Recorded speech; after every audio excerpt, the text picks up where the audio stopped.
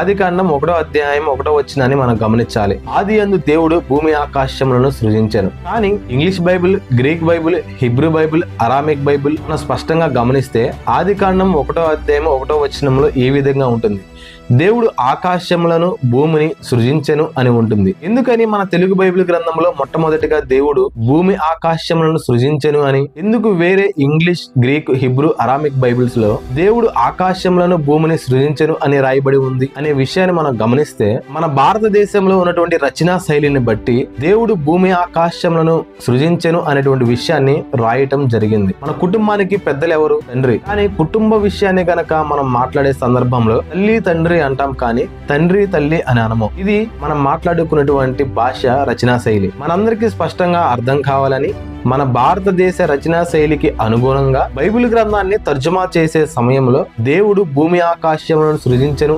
అనేటువంటి మాట వ్రాయబడింది. కానీ వాస్తవానికి వేరే ఇతర ఏ బైబిల్ గ్రంథంలో మనం గమనించినా కానీ సరే, దేవుడు ముందుగా ఆకాశములను తర్వాత భూమిని సృజించినట్లుగా మనం గమనిస్తాము. అంటే మొట్టమొదటిగా దేవుడు ఆకాశములను సృజించాడు. ఆకాశములను సృజించడానికంటే ముందు ఈ అనంత విశ్వం అనేది కానీ, మానవాళి కానీ, ఏ జీవము కూడా లేదు. మొట్టమొదటిగా ఉన్నది దేవుడు.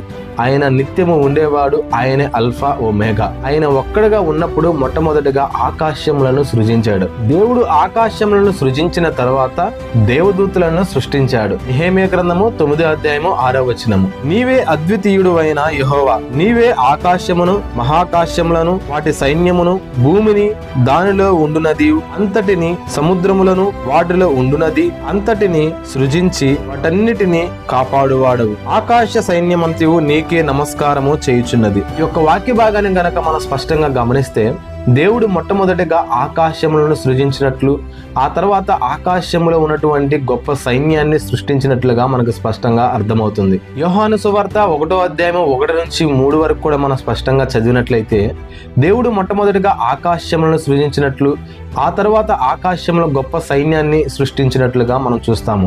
ఇప్పుడు దేవుడు దేవదూతలను ఎలా సృష్టించాడు అనేటువంటి విషయాన్ని మనం తెలుసుకోవడానికి ప్రయత్నిస్తే, ఈ సృష్టిలో ఉన్నటువంటి ఒక మానవుడు తప్ప అనంత విశ్వం మొత్తం కానీ, ఈ అనంత విశ్వంలో ఉన్నటువంటి చెట్లు కానీ, ప్రాణులు కానీ క్రీస్తునందు దేవుని నోటి మాటతో సమస్తమును కలిగాయి. కొలసీలకు రాసిన పత్రిక 1:16 ఏలయనగా ఆకాశమందున్నవి, భూమి యందున్నవి, దృశ్యమైనవి గాని అదృశ్యమైనవి గాని, అవి సింహాసనములైనను, ప్రభుత్వములైనను, ప్రధానులైనను, అధికారములైనను, సర్వమును ఆయన యందు సృజింపబడిను. సర్వమును ఆయన ద్వారాను, ఆయనను బట్టి సృజింపబడిను. ఆయన అన్నిటికంటే